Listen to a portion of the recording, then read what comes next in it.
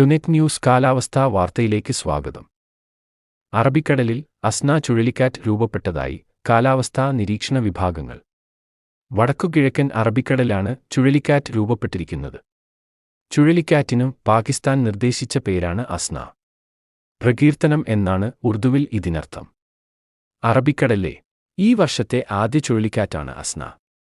നേരത്തെ മെയ് മാസത്തിൽ ബംഗാൾ ഉൾക്കടലിൽ ഈ വർഷത്തെ ആദ്യ ചുഴലിക്കാറ്റായ റിമാൽ രൂപപ്പെട്ടിരുന്നു. കാലവർഷ സീസണിൽ വടക്കൻ അറബിക്കടലിൽ ചുഴലിക്കാറ്റ് രൂപപ്പെടുക അപൂർവമാണ്. അസ്ന ചുഴലിക്കാറ്റ് വരും ദിവസങ്ങളിൽ ഇന്ത്യൻ തീരത്തുനിന്ന് അകന്ന് ഒമാൻ ഭാഗത്തേക്ക് നീങ്ങാനാണ് സാധ്യത. അസ്ന ഒമാൻ തീരത്തെത്തുന്നതോടെ അടുത്തയാഴ്ച ഒമാനിലും മഴ കനക്കുകയും പ്രളയസാധ്യത ഉടലെടുക്കുകയും ചെയ്തേക്കും. ഒമാനിൽ തിങ്കളാഴ്ച മുതൽ കനത്ത മഴയ്ക്ക് സാധ്യതയുണ്ടെന്ന് മെറ്റ്ബീറ്റ് വെതർ പറയുന്നു. ഒമാനിന്റെ മധ്യമേഖലയിലാണ് മഴ കൂടുതൽ ശക്തിപ്പെടുക. അതേസമയം ഒമാൻ തീരത്തെത്തും മുൻപുതന്നെ അസ്ന ദുർബലമായിരിക്കും. ശനിയാഴ്ച വൈകിട്ടുവരെ ചുഴലിക്കാറ്റായി തുടർന്ന് അറബിക്കടലിൽ ഒമാൻ തീരം ലക്ഷ്യമാക്കി നീങ്ങുകയാണ് ചെയ്യുക. കാലാവസ്ഥാ വാർത്തകൾ കൃത്യമായി ലഭിക്കാൻ ചാനൽ സബ്സ്ക്രൈബ് ചെയ്യുക. നന്ദി.